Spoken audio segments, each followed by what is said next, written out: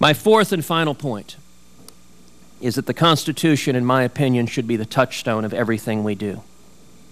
Some have suggested in this hearing that the role of Congress is to pass laws and it's up to the court to consider constitutionality.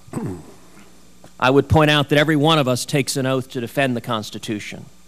Thank you for the lecture. And that is a fundamental obligation of every member of this body. There has been some suggestion that Heller would allow this regulation. I would point out that I am not unfamiliar with the Heller case. Indeed, I represented 31 states before the U.S. Supreme Court in the Heller case.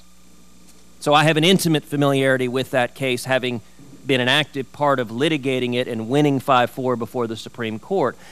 And what the Supreme Court said in Heller, it did say there are some restrictions on the Second Amendment that are permissible. And for example, it specifically identified the current prohibition on fully automatic machine guns.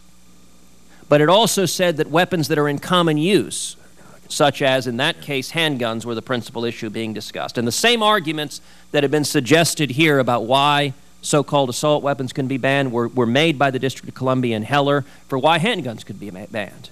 And the Supreme Court said, no, if they're in common use for self-defense, they cannot be banned consistent with the Second Amendment.